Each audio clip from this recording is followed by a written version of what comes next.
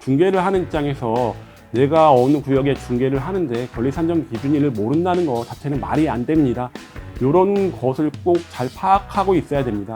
만약 이런 매물을 거래하게 되면 물딱지를 받게 되다 보니까 저희 같은 공인중개사한테 굉장히 큰 피해가 돌아올 수 있습니다. 이런 피해를 막고자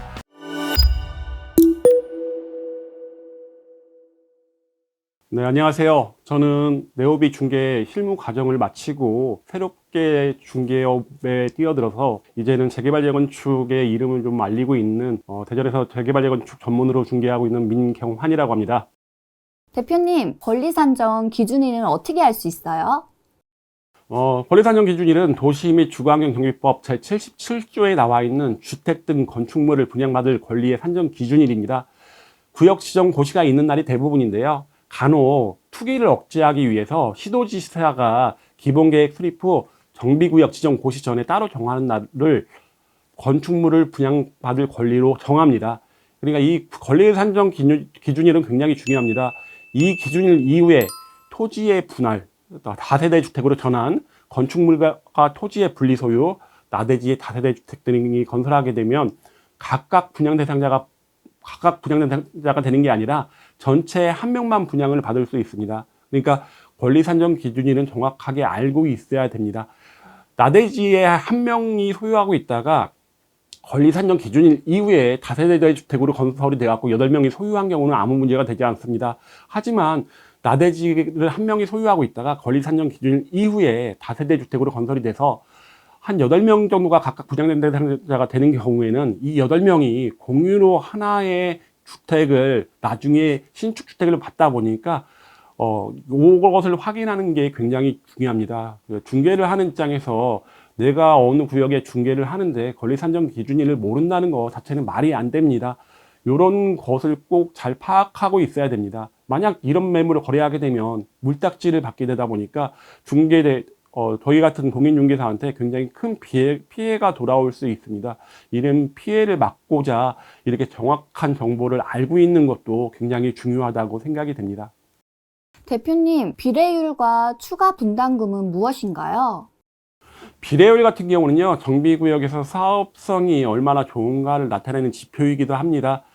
이게 몇 프로의 수익이 발생하는가를 이제 퍼센테이지로 나타내는 건데요.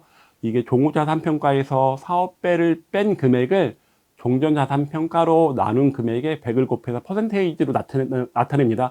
하지만 이게 중요하진 않습니다. 거의 모든 재개발 재건축 사업장에서는 거의 비례율이 충분히 잘 나올 수 있음에도 불구하고 비례율을 100에 거의 맞추는 경우가 있습니다. 그럼 왜 요즘에 비례율이 170%, 180% 나오는 사업장이 간혹 나왔었습니다. 이 이유가 뭐냐면 관리처분 인가 당시에 예상했던 일반 분양가보다 분양 금액이 많이 올라가면서 일반 분양 금액이 확 높여서 분양을 해도 분양이 가능했기 때문에 굉장히 높여서 분양을 했죠. 이렇게 하다 보니까 비례율이 170%, 180% 나왔는데 이건 일반적인 현상은 아니었습니다. 그 당시 특수한 부동산 급등기에 나타났던 현상이고요. 거의 대부분은 100%에 맞췄다고 보시면 되고, 이제 중층 아파트 경우는 사업비가 많이 나오고 늘어나는 세대수가 많지 않기 때문에 비례율 같은 경우 100% 미만이 나오는 경우도 많습니다. 그러니까 소유자는 적고 사업 면적이 넓어서 신축 아파트를 많이 건설할 수 있는 구역은 비례율이 조금 높은 편이고요. 하지만 대부분 구역들은 말씀드린 것처럼 100%에 맞춰서 비례율을 책정하고 있습니다. 그럼 맞출 수 있는 부분이 조합원 분양가를 조금 조정을 하는 거죠. 비례율이 잘 나올 것 같으면 조합원 분양가를 많이 낮춰주고, 비례율이 낮게 나올 것 같으면 조합원 분양가를 높여서 거의 100%에 맞춘다고 보시면 됩니다. 그리고 추가 분담금 같은 경우는요, 조합원 분양가에서 권리가액을 뺀 차액인데요. 신축 아파트 금액이 나오고, 그리고 내가 갖고 있는 종전 자산 평가, 거기다 비례율을 곱한 권리가액에서 차액을 나중에 저희가 추가로 납부하는 금액이 추가 분담금인데요. 만약에 내가 갖고 있는 권리가액이 높으면 추가 분담금을 납부하는 게 아니라 돌려받을 수도 있고, 근데 권리가액이 낮으면 추가 분담금을 많이 납부할 수도 있습니다. 하지만 이런 매물도 왜 거래가 가능하냐면요, 요즘 워낙에 분양가가 높아지고 있죠. 이런 분양가가 높아지고 있는데 조합원 분양가도 당연히 높아집니다.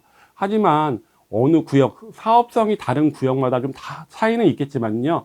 아무래도 조합원 분양가의 상승폭이 일반 분양가의 상승폭보다는 낮기 때문에 아직도 재개발, 재건축, 입지 좋은 재개발, 재건축은 많은 분들이 관심이 있고요. 그래서 이로 인해서 저희 같은 중개사가 재개발, 재건축을 배워야 되는 요인이 되기도 합니다.